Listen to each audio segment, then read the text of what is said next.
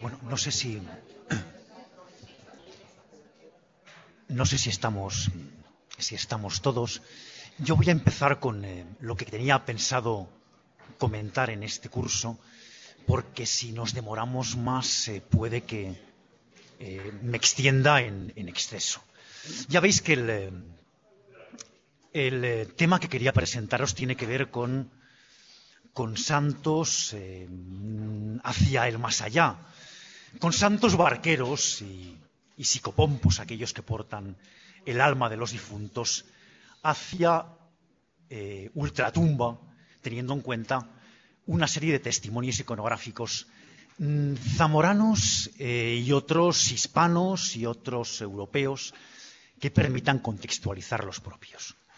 Sin duda que el relieve al que antes hacía referencia Marta Poza, de esa portentosa imagen del Santiago peregrino en Santa Marta de Tera, pues lógicamente se ha convertido en un icono universal de los caminos de peregrinación para bien, ¿no? Claro que no solamente Santiago es santo caminero, santo peregrino, protector de los caminantes, de los peregrinos. Hay otros más santos camineros, Santo Domingo de la Calzada, San Juan de Ortega, y también hay otros santos legendarios vinculados con los caminantes, ¿no? Por ejemplo, veremos en diferentes imágenes luego la aparición de San Cristóbal, de San Julián Hospitalario, de San Boal para el caso zamorano, y otros tantos vinculados con el último viaje, aquel que todos emprenderemos el día que abandonemos el mundo tangible.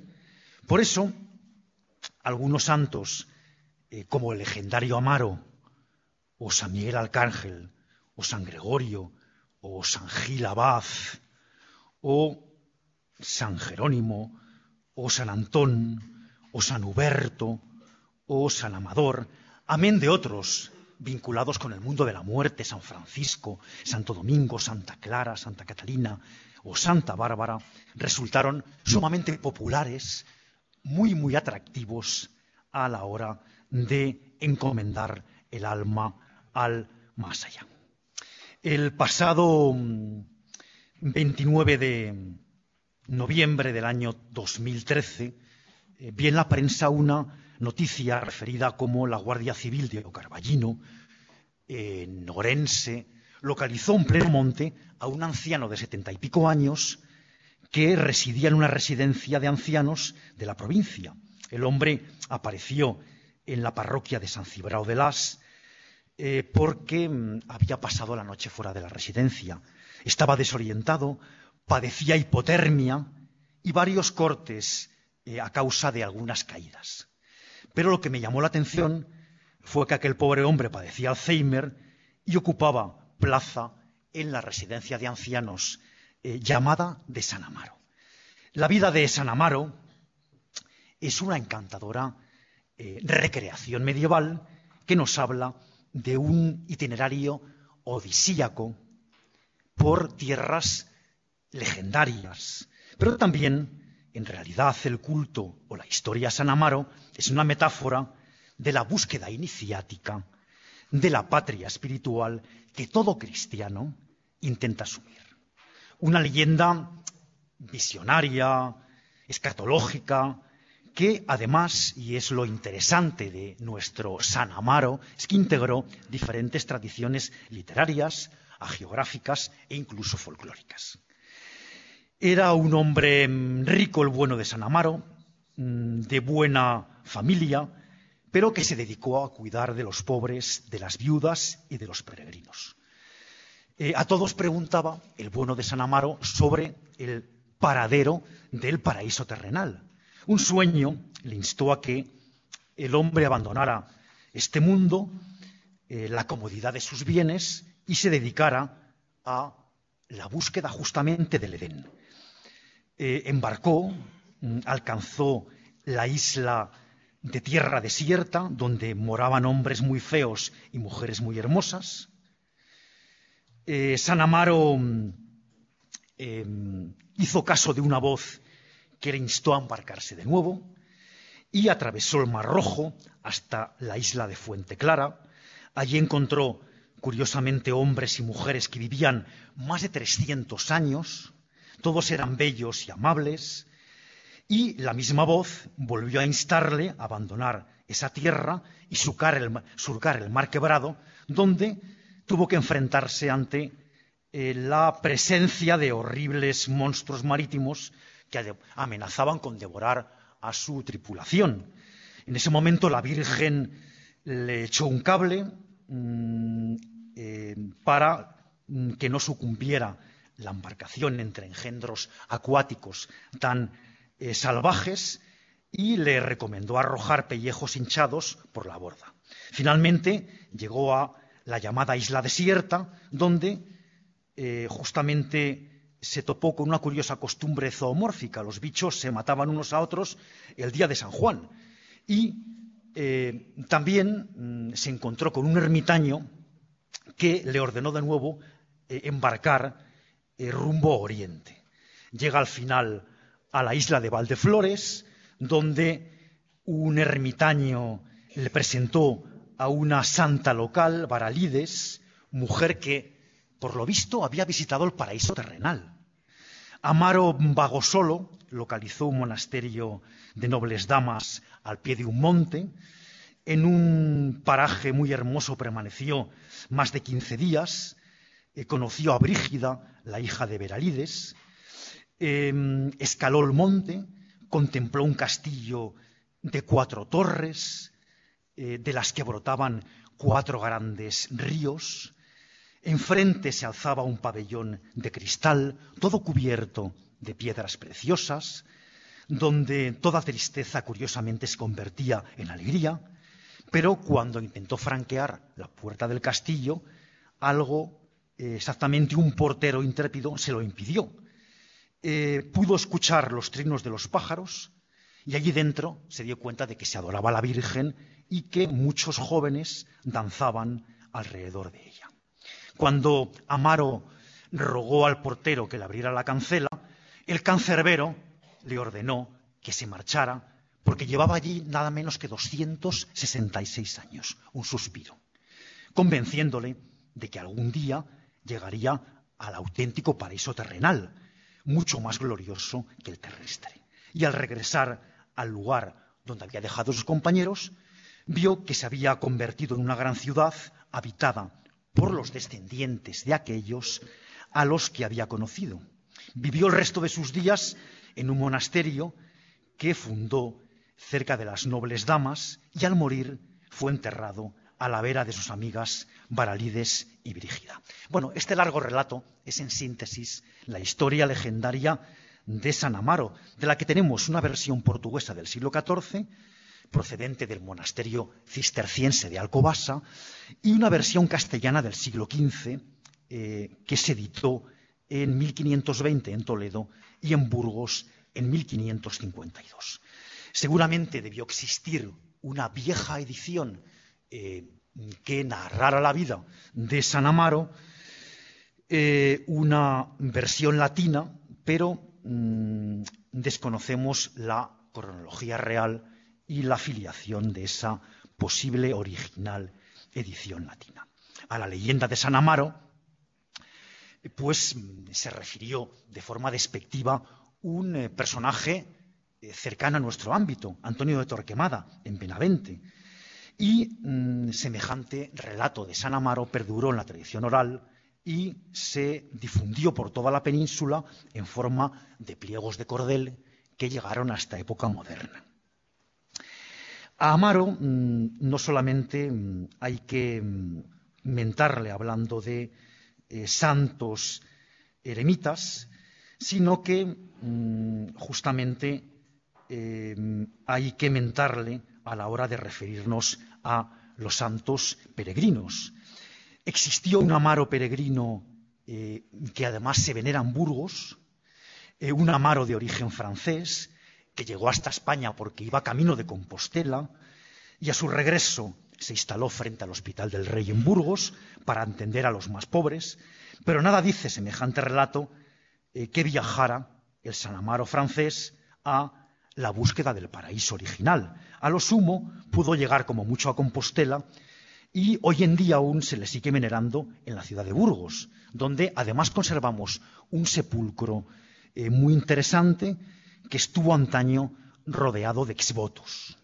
También en Portugal se ha utilizado el nombre de Amaro para referirse en realidad a San Mauro Abad, que fue un discípulo de San Benito, pero en realidad no existen semejanzas entre la vida de ambos personajes.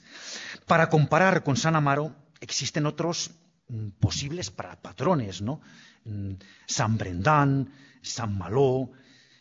San Amaro en realidad parece una especie de esponja de toda la temática hagiográfica popular, porque el mismo sueño que dura casi 300 años que le ocurre a San Amaro, lo encontramos en relatos orientales, clásicos, rabínicos, islámicos y cristianos, e incluso en la cantiga 103 de Alfonso X, y también aparece en las vidas de Sanero de Armenteira, San Virila de Leire y un monje que habitó en el cenobio de Vilar de Frades. Y luego también, cuando uno echa mano de la toponimia, va a localizar bastantes referencias a San Amaro en toda la península ibérica, básicamente en la zona occidental, en Asturias, en Galicia, en Portugal.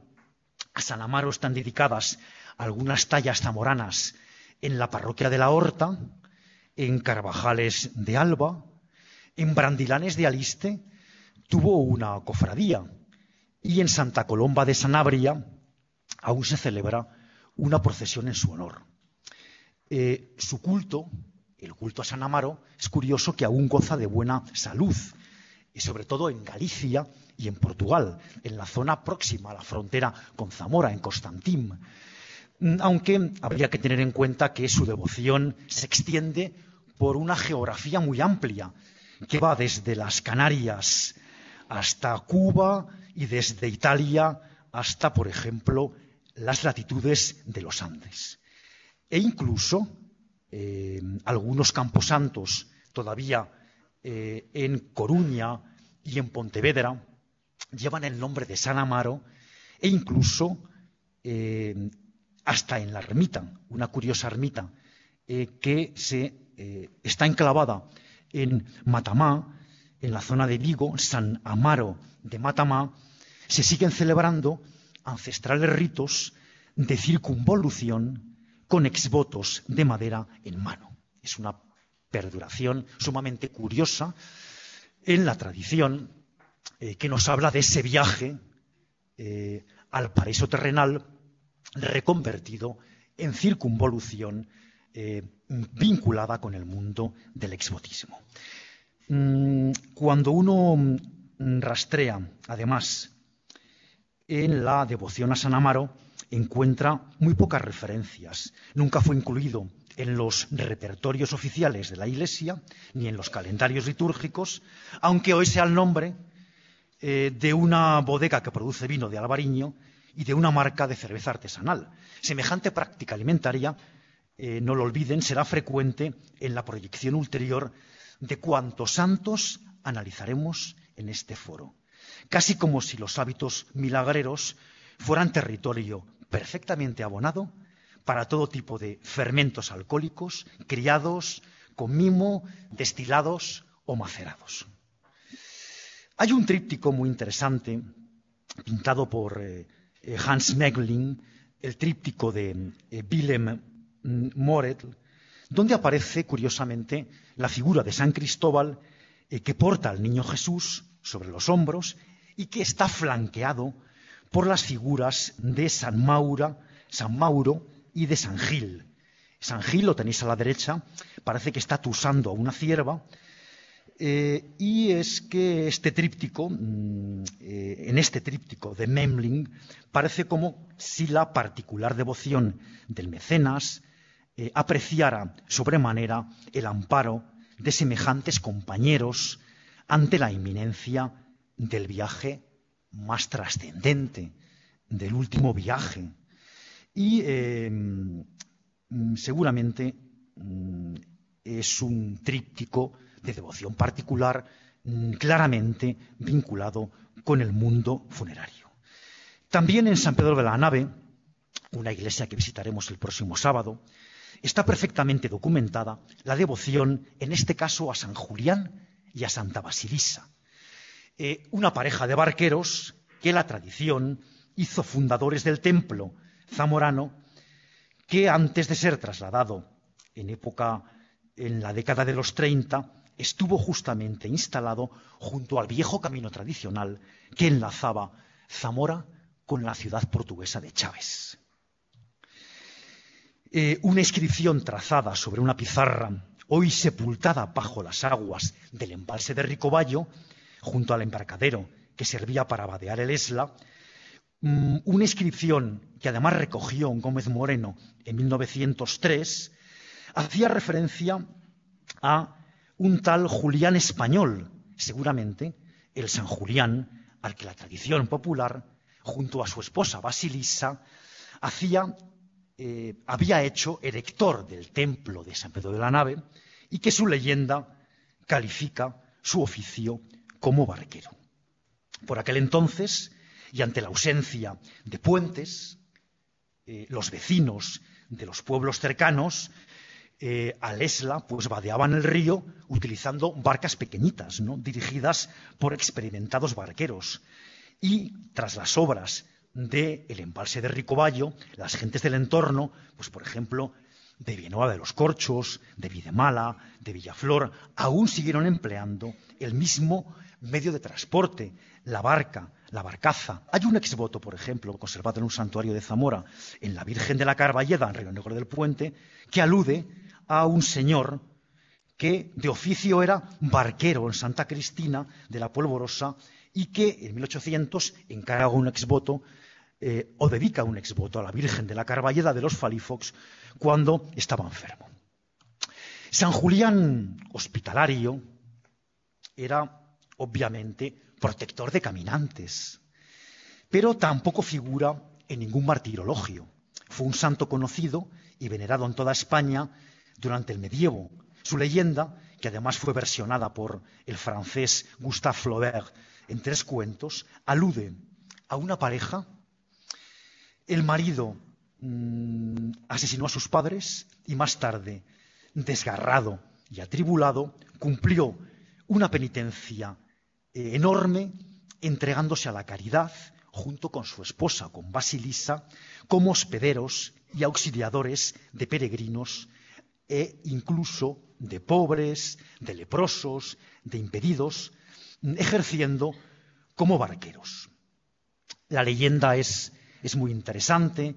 Julián es advertido por un ciervo mientras practicaba la caza, porque era un cazador muy aficionado a la actividad, que nunca dejaba un día claro para poder corretear venados. Un ciervo acosado habla, curiosamente le dice que acabará matando a sus padres. Y el hombre, San Julián, para evitar percance tan edípico y brutal, pues emigró hacia tierras lejanas para colocarse al servicio de un rey. Allí se casó con Basilisa y quiso el infortunio, por desgracia, que los padres de Julián localizaran el domicilio del hijo. Una noche en la que Basilisa les ofreció el tálamo nupcial para su descanso y marchó a misa. El bueno de San Julián regresó a casa al alba y al ver que una pareja ocupaba el lecho nupcial, imaginó el adulterio de su esposa y apuñaló a la pareja, que en realidad eran los padres. Claro, tras darse cuenta del fatal error, se retiró junto con Basilisa hasta una áspera comarca donde se colocó al servicio de los peregrinos que intentaban vadear el río, y allí alzó un hospital y una iglesia. Cuenta la leyenda que una noche de tormenta la pareja arriesgó su vida para salvar a un pobre peregrino herido que resultó ser un ángel anunciador del perdón de la culpa parricida, y además avisó de la cercana muerte de esa pareja de barqueros, completamente absueltos ya por Dios. Una historia legendaria que luego veremos que aparece en otros relatos navarros, por ejemplo, el de la leyenda de Teodosio de Goñi y en algunos relatos clásicos, algunos relatos griegos.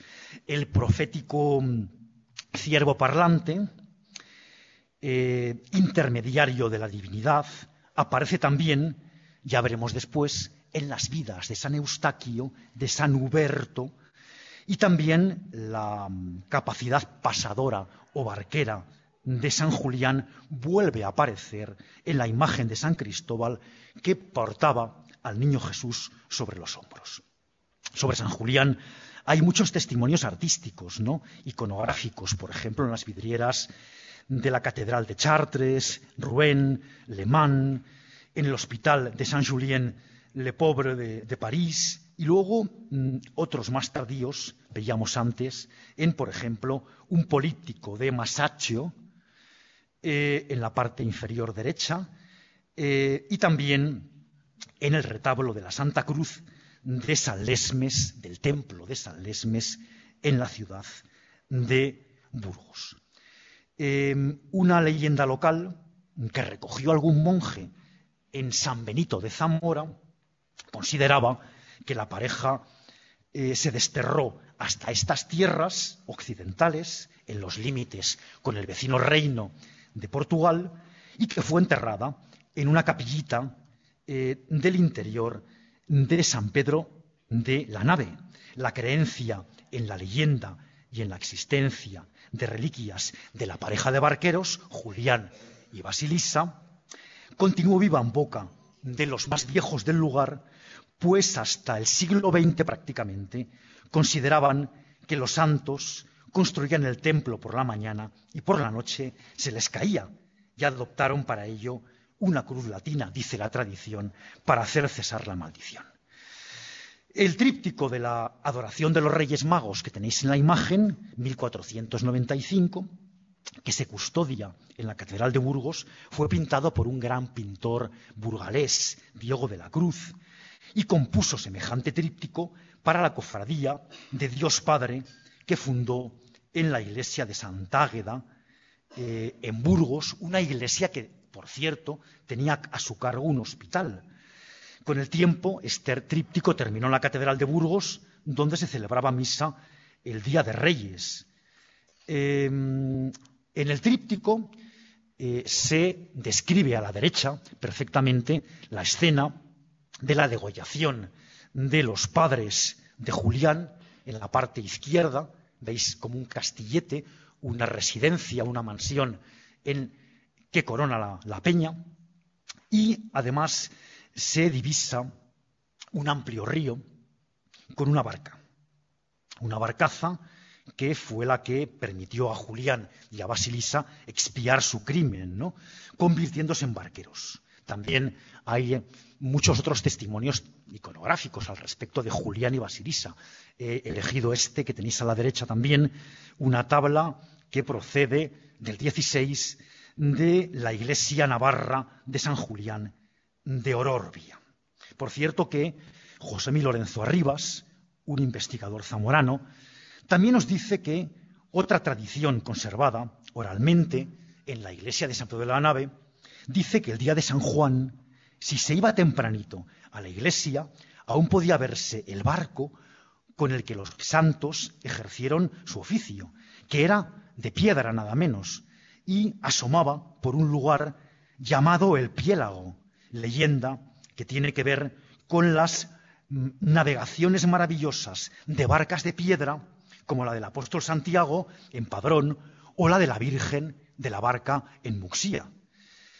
En el paso de la laguna Estigia de Patinir, del Prado, Caronte navega en su barca con un alma que representa de perfil, con el cuerpo y el rostro girado en dirección al camino fácil, es decir, hacia la perdición, hacia el infierno. Patinir parece haberse inspirado en el Evangelio de San Mateo y plasma en esta magnífica pintura un genial memento mori, un, digamos, aviso para caminantes, un recordatorio para imitar a Cristo, siguiendo el camino complejo, el camino difícil, sin hacer caso de los falsos paraísos y las tentaciones engañosas. Hay, por ejemplo, en una iglesia palentina, en Matamorisca, un ciclo pictórico donde también se recoge la leyenda de San Julián y Basilisa. Curiosamente, plasma el momento, lo tenéis abajo a la derecha, el momento del parricidio, y a la izquierda vamos a ver el momento de la aparición del ciervo al santo cazador. Lo más interesante de este ciclo palentino es que Julián, como San Pablo, se cae del caballo y que el ciervo presenta, no lo olvidéis, defensas crucíferas, algo inhabitual en la imagen de San Julián, pero que en cambio fue muy frecuente en la representación de San Huberto y de San Eustaquio. Parece que en este caso el pintor popular activo en Matamorisca parece como que hubiera mezclado ambos ciclos, a sabiendas que la presencia de un buen crucifijo era infalible pasaporte hacia el más allá. En tierras zamoranas se cuenta la leyenda de San Boal, que nació en Manzanal del Barco. Un despoblado llamado San Boal aguantó hasta 1607, no muy lejos de San Pedro de la Nave. Este San Boal, de niño muy revoltoso, robó un carro uncido a una pareja de bueyes, pero fue recriminado por Dios y decidió cambiar de vida, alzando un hospital para viajeros y peregrinos y dedicándose también a ejercer como barquero en el Esla.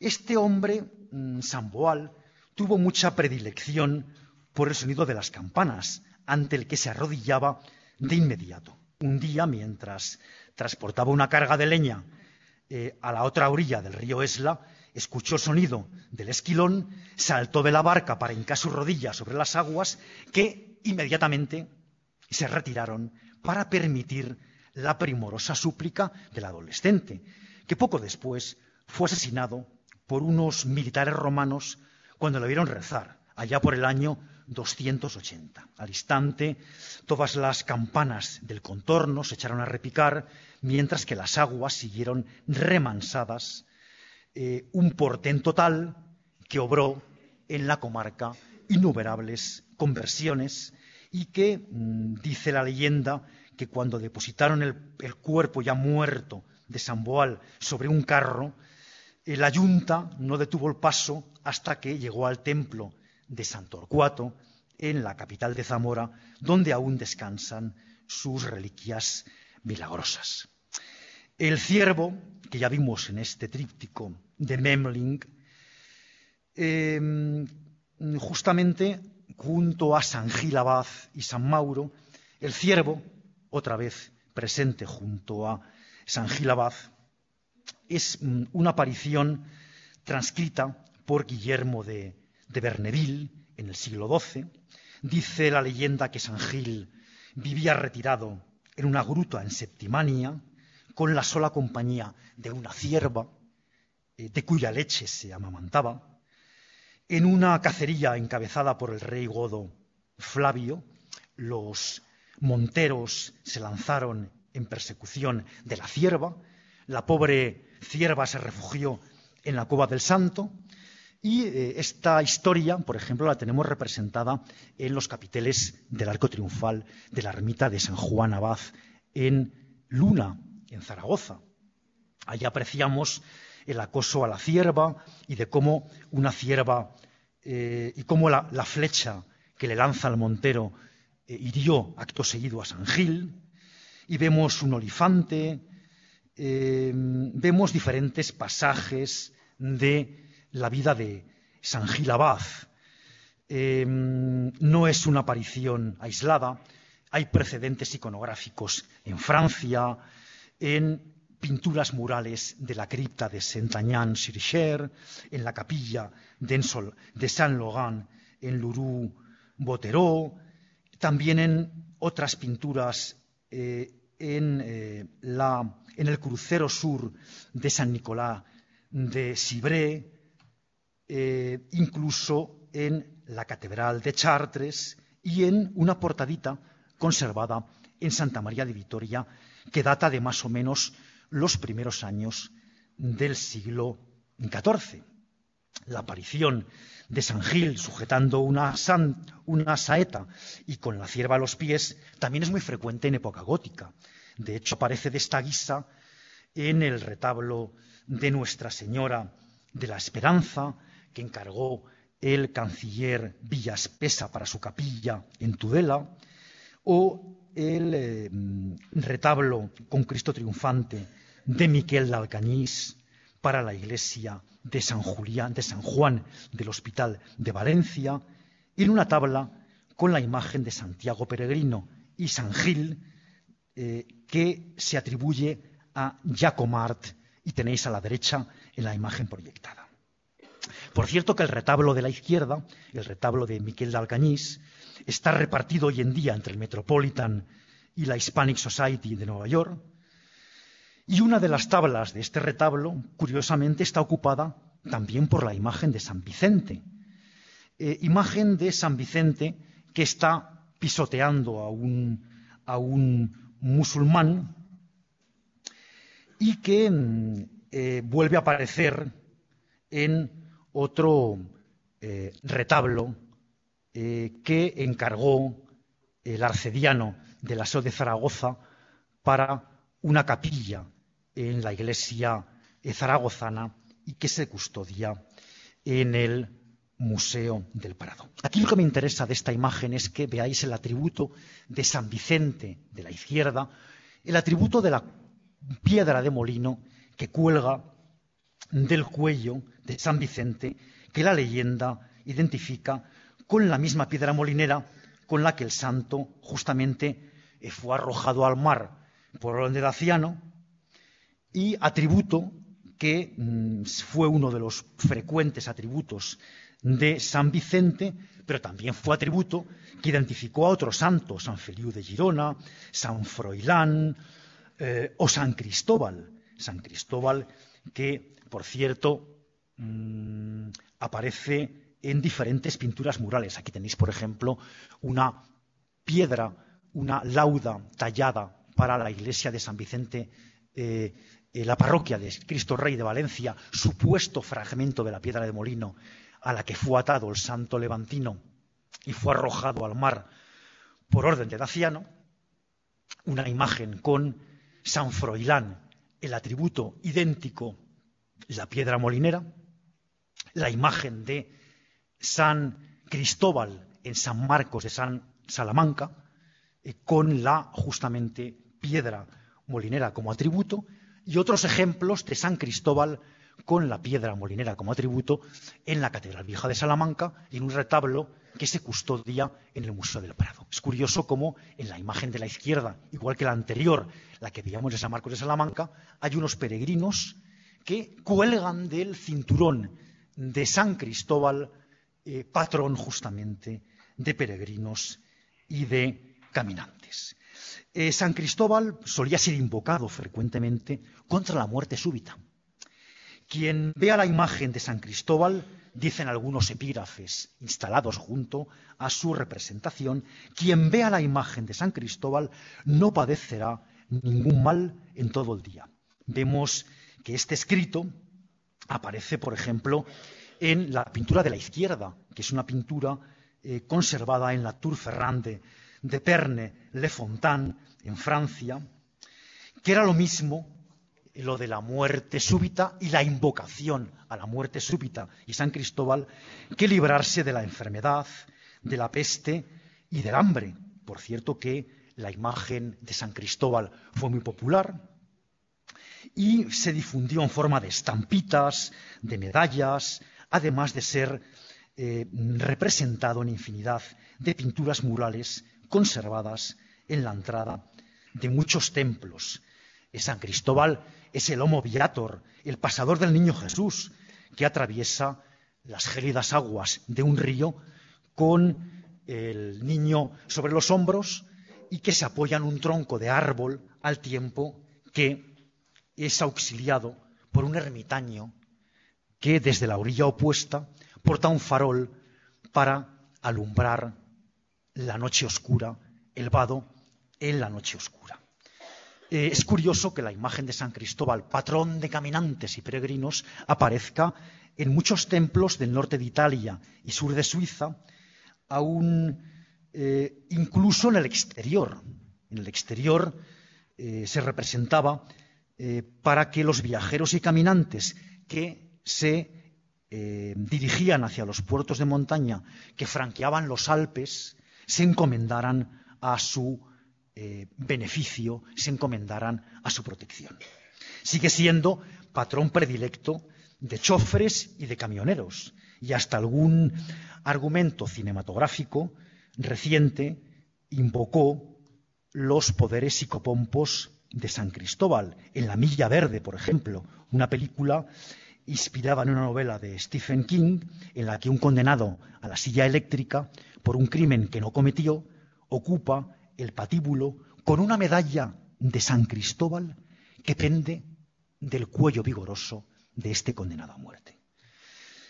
En otra película, La Sentencia, un colaboracionista nazi y ultracatólico francés, partidario de Vichy, culpable de asesinar a un grupo de hebreos en el año 44, es condenado a muerte al acabar la Guerra Mundial, pero se libra de semejante sentencia, es conmutada y liberado. 50 años más tarde es asesinado y mientras cae al suelo besa una medalla de San Cristóbal de la que jamás se despegaba. Hay algunos retablos con San Cristóbal donde aparece flanqueado por otros santos invocados para el buen morir: San Miguel, San Francisco, Santa Quiteria, Santa Bárbara, San Bartolomé, San Juan Bautista, los santos Cosme y Damián, San Roque, San Tirso, San Fabián y Sebastián, que por cierto estos últimos suelen formar tándem, San Fabián y San Sebastián, que preside muchos altares, que preside retablos, imágenes procesionales y hasta cofradías en algunos pueblos. Una imagen de Fabián y Sebastián, dos imágenes de época gótica, y digo que preside algunos rituales en muchas localidades. En el tríptico, en el políptico de la adoración del Cordero Místico de Gante, que pintaron los Van Eyck, aparecen varios santos ermitaños acompañando a San Antonio Abad y otros tantos peregrinos que hacen lo propio con San Cristóbal.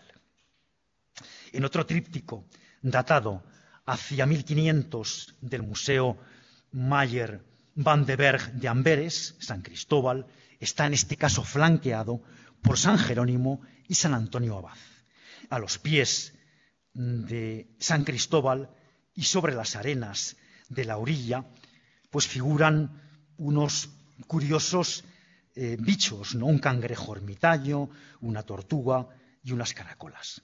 El mismo ermitaño que aparece en el San Cristóbalón, atribuido a Blas de Oña de la Catedral de Zamora, que curiosamente porta un hábito jerónimo y por entonces la Orden de San Jerónimo contaba con un importante convento en la ciudad, importante y del que se conservan muy pocos restos, una de los más insignes de la casa en la península, y que, por cierto, hay un interesante retablo de Jorge Inglés que pintó para la Mejorada de Olmedo, otra casa jerónima, que narra diferentes pasajes de la vida de San Jerónimo, pues quitando la espina de la pezuña de un león, el mismo felino que guía a un grupo de mercaderes perdidos hasta el propio cenobio, y la última comunión y el entierro del santo eremita. Por cierto, es una pintura de una gran calidad, donde algunos detalles, como el león devorando aquí una pata de lechazo, es francamente curioso. Otro santo eremita, como San Antonio Abad, suele aparecer también acompañando a San Cristóbal, por ejemplo, en un retablo del Museo de Sevilla. Vemos también la aparición de ambos santos en unos relieves reutilizados en un cementerio aragonés, Aguilar de Alfambra. A decir verdad, San Antonio Abad fue testimonio y modelo de lucha contra los demonios, mediando la tentación carnal, pero también un modelo de renuncia del mundo y de la autoimposición de sufrimientos como método para alcanzar la purificación. Fue también reconocido taumaturgo y protector contra la peste y otras dolencias, como por ejemplo el llamado fuego de San Antón, aparte de patrón de una nueva orden de antoninos. Es interesante resaltar que en época medieval se desarrollaron más bien diferentes episodios del llamado fuego de San Antón o el fuego del infierno de San Antón. ¿Qué consistía esto? Pues consistía en la aparición de gangrena seca en las extremidades de muchos peregrinos, gangrena seca provocada por la ingesta del cornezuelo, que era un hongo que producía el centeno. Muchos peregrinos camino de Compostela tenían que alimentarse con pan de centeno, estaban expuestos a esa enfermedad tremenda del fuego de San Antón y decían de ella, aparece en la cartela que tenéis en la diapositiva, que atormentados por dolores atroces, los apestados lloraban en templos y plazas públicas buscando consuelo a la dolorosa enfermedad que les corroía pies y manos. Una solución efectiva para curar, para sanar del efecto del fuego de San Antón era la ingesta de pan de trigo. Es decir, dejaban de comer centeno, no ingerían cornezuelo, con lo cual se curaban. Y aparte era muy aconsejable, muy recomendable, ingerir manteca de cerdo y vino en abundancia, aparte de untar su cuerpo con el llamado bálsamo de San Antonio que elaboraban los miembros de la orden antonina. Hoy en día seguimos venerando a San Antón en diferentes cortejos populares, en diferentes fiestas tradicionales. Es el patrón de los animales. Desde época medieval el cerdito y San Antón van de la mano. El animal, pues agradecido, porque el santo sanó al cerdito de su ceguera. Y el santo, porque del cerdito obtiene alimento para curar el ergotismo, que es justo como llamaban al fuego de San Antón, el mal de San Antón, que fue, por cierto, considerado un castigo a la lujuria en época medieval. Hoy en día seguimos recordando, como no, a San Antón por otro tipo de ceremoniales, otro tipo de celebraciones. Un caso zamorano. El retablo de San Antonio Abad, que procede de la iglesia del Moral de Villafáfila, que se custodia en Astorga, en el Museo Diocesano, donde un pintor hispano-flamenco del XV justamente representó la escena del apaleamiento de San Antón, que transcurre justamente dentro de su sepulcro y del que participan 4 demonios muy aguerridos y muy graciosos que aparecen en la tabla representada. La imagen de San Antón, tentado por una mujer que porta un espejuelo donde contempla su rostro mientras peina sus cabellos, aparece en el retablo de San Antonio Abad del Santuario de la Granadella, una obra ya desaparecida que pintó un pintor gótico catalán, Jaume Ferrer I. También alude a San Antón, que está dando un espadazo a una mujer con garras de demonio en otro retablo del maestro de Robió, también gótico, que se custodia en el Menac de Barcelona. Es interesante la imagen de esta demoniesa tentando a San Antón con el espejito y con el peine, que es una escena, una imagen frecuente para representar a la lujuria en época medieval. Aquí tenéis a la derecha una de tantas imágenes de una sirena, en este caso, peinando los cabellos con el espejito, que recuerda muy directamente a la demoniesa que está tentando a San Antonio. La una tiene cola de pez, la otra tiene garras de demonio, pero para el caso están haciendo referencia a la lujuria. Y le voilà, la imagen de la sirena con espejito y peinando sus cabellos, aparece a los pies o entre las piernas de San Cristóbal en una pintura mural aún conservada en Benavente, en Santa María del Azogue. Y también aparece a los pies del San Cristóbal, muy maltrecho, muy mal conservado, en la iglesia parroquial de Tardobispo, también muy cerquita de Zamora.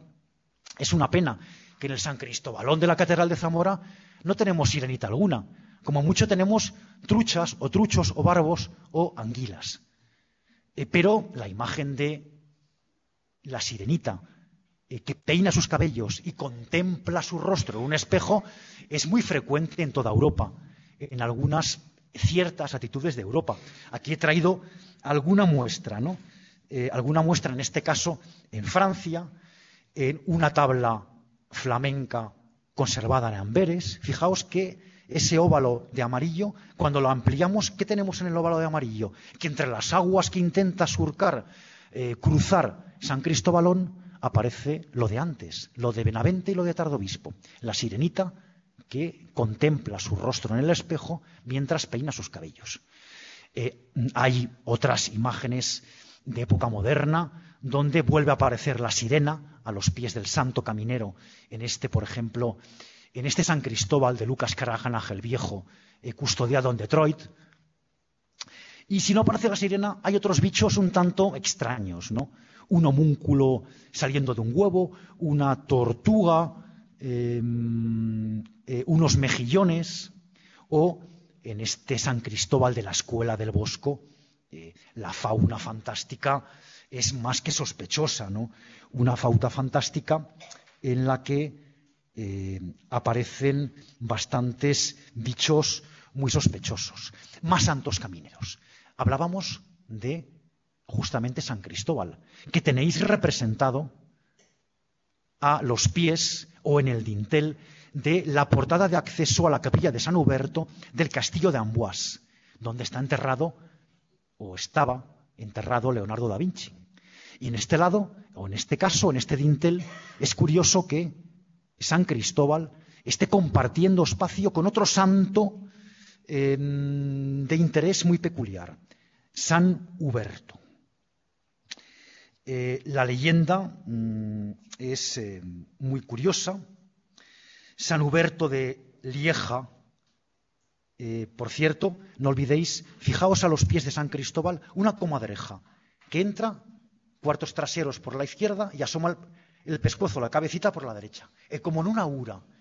Es una comadreja, es un mustélido, que por cierto es un bicho de muy mal fario, que aparece representado aquí en esta enjuta en un entorno distinto, el claustro de Santa María la Real de Nieva, en Segovia, junto a una sirena que contempla su rostro en un espejo. Parece como que el mustélido, la comadreja, y como que la sirenita va de retro Satanás, que sean elementos muy perversos, muy maléficos. Volviendo al tema de San Eustaquio, que aparecía en el castillo de Amboise. San Eustaquio, San Humberto, a veces la vida, el relato de ambos santos se interpenetra, se confunde, es muy complejo. San Huberto de Lieja pudo nacer en Toulouse.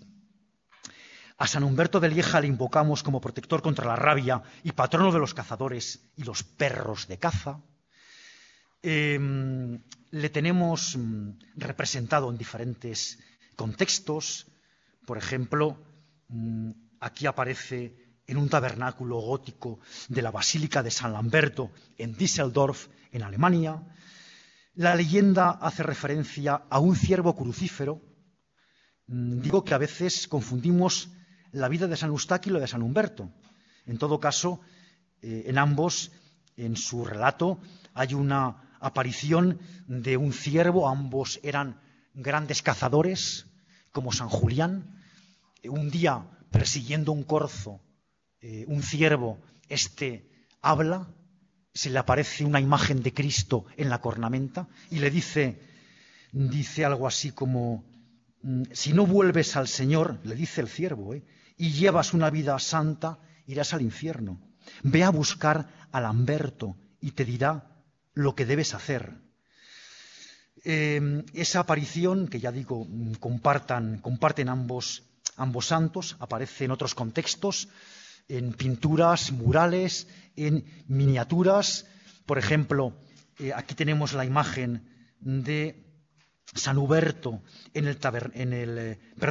la imagen de justamente San Eustaquio en el tríptico Paungarten de Durero, que fue un encargo de los hermanos Paungarten para una capilla particular. San Jorge de la izquierda aparece representando a uno de los hermanos y a la derecha Eustaquio con la banderola de la cabeza de ciervo con la cornamenta crucífera, está representando al otro hermano y se identifica con la imagen de San Eustaquio.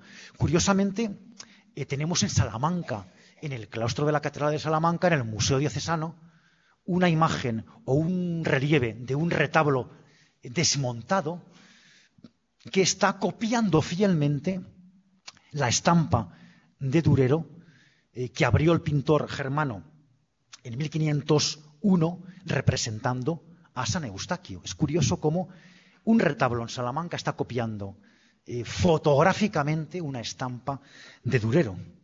Es curioso también cómo Pisanello representa a San Eustaquio, el ciervo crucífero con las cornamentas. En este caso, San Eustaquio dicen que suele aparecer, es más frecuente que aparezca a caballo. Y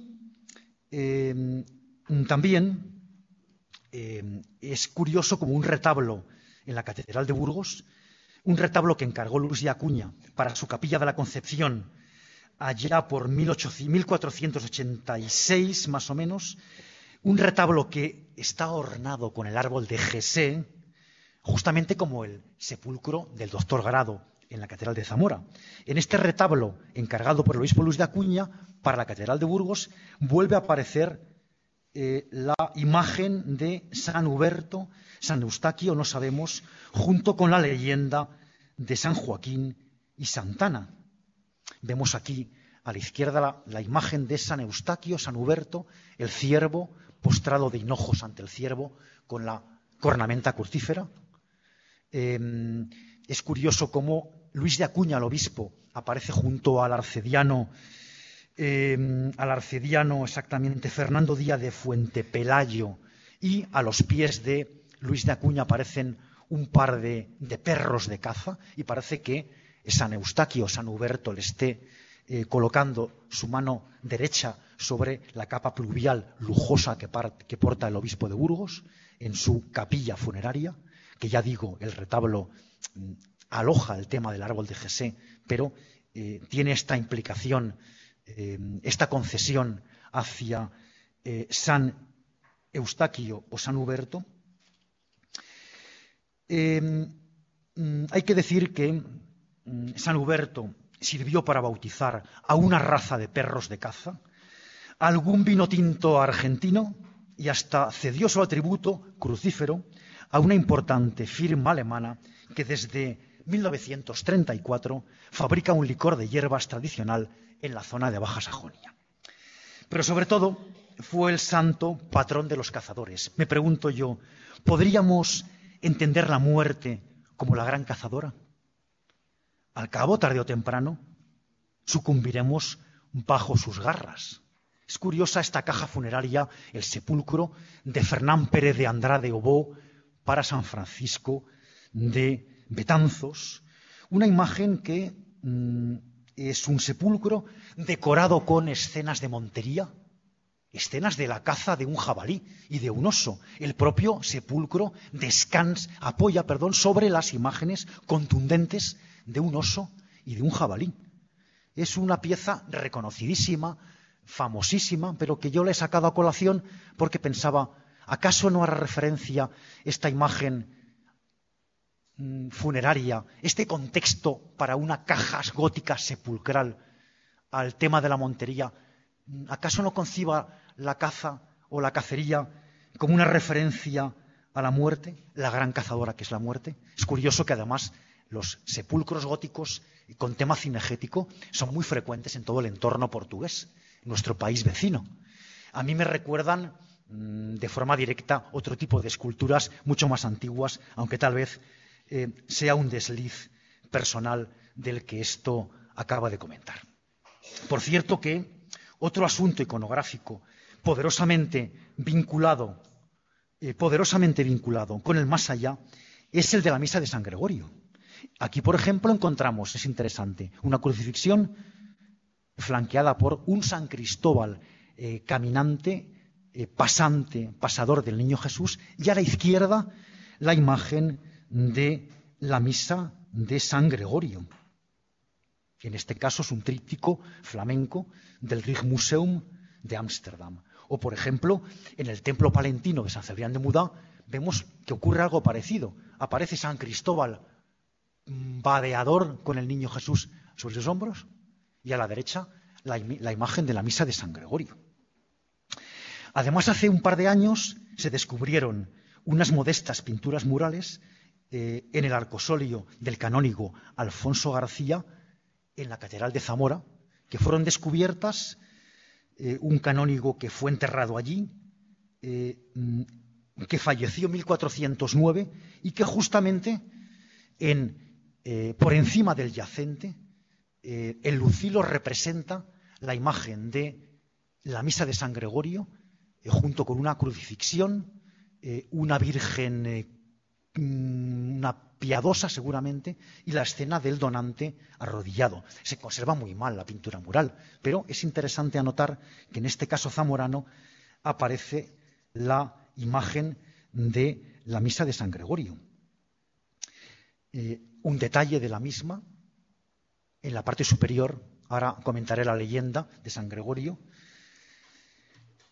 la imagen zamorana con el epitafio, a los lados seguramente dos ángeles psicopompos, a los pies dos ángeles ceroferarios, en la cabeza seguramente aparezca otra imagen de San Gregorio.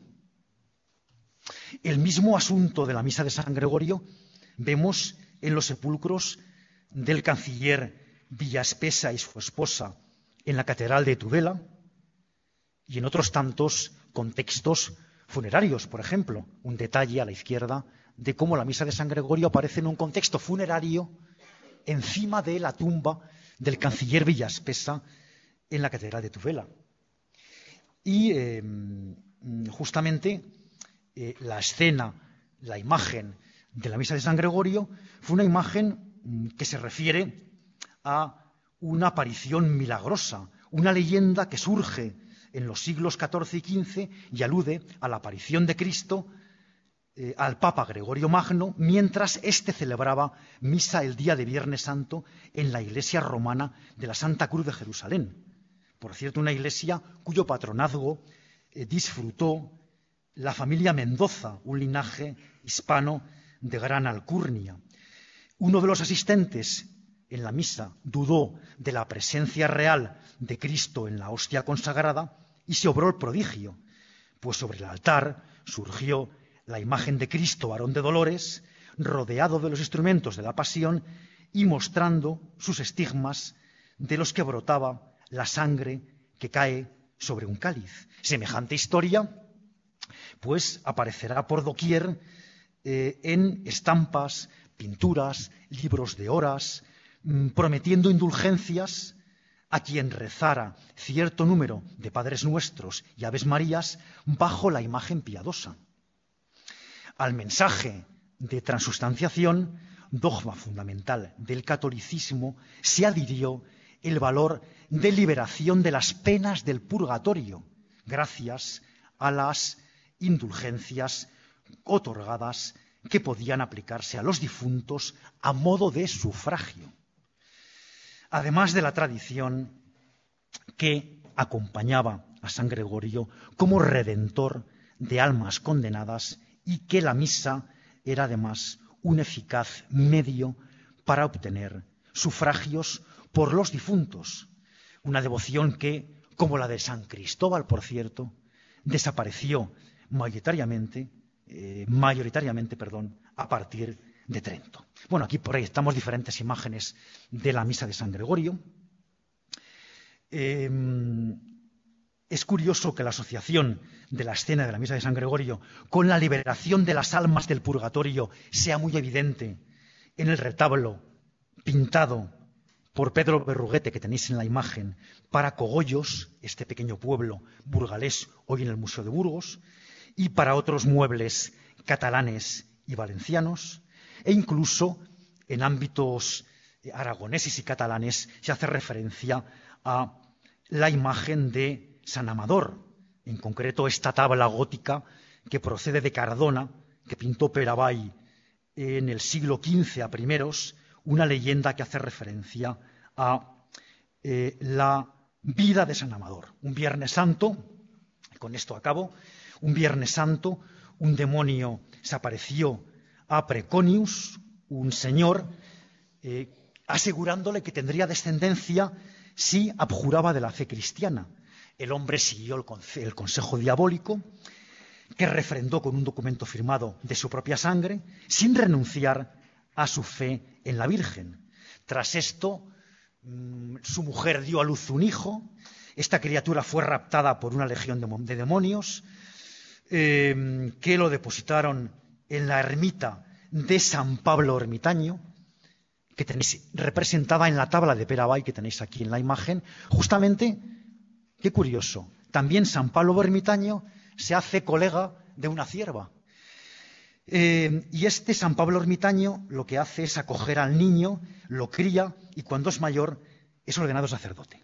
Tras la muerte de San Pablo, una mujer rodeada de demonios y constantemente torturada se aparece a San Amador, que resultó ser Ática, la madre de San Amador, atormentada por la forma en que había concebido a su hijo. Finalmente, las almas de ambos cónyuges, los padres de Amador, Preconius y Ática, fueron salvadas gracias a las misas de Trentenario ofrecidas por su hijo Amador. A la derecha de la imagen vemos cómo Amador está consagrando en misa y cómo aparecen las almas de los padres encima del altar. Ática confiesa sus pecados antes de morir, evitando así la condenación eterna, al tiempo que la extrema devoción mariana que profesó Preconius permitieron su salvación. En la tabla de Cardona este tipo de pasajes son bien evidentes. Las misas de Trentenario solían celebrarse a partir del mes del fallecimiento, entre 30 o 34 oficios, con el propósito de facilitar un alivio a los padecimientos sufridos por las almas en el purgatorio, expiando sus pecados. Eran misas post-mortem, ofrecidas a San Gregorio o a San Amador, acompañadas de ofrendas de pan y candela. La peor manera de desaparecer del mundo, por cierto, era con la muerte súbita, ancianos que se quedaban agarrotados, sentados en el poyo de una casa, pastores que cruzaban vados crecidos y eran arrastrados por las aguas, arrieros que se caen de un puente o barqueros que se ahogaban al cruzar con su barcaza, o vecinos a los que se les caía la casa encima, parroquianos que recibían una puñalada en un mesón o en un camino. Ninguna de las víctimas tuvo opción a recibir los últimos consuelos eclesiásticos en forma de confesión. Para ellos estaba el socorro de San Cristóbal y otros santos especializados en el último viaje. Y nada más. Espero no haberles aburrido en exceso y si tenéis alguna pregunta, es el momento.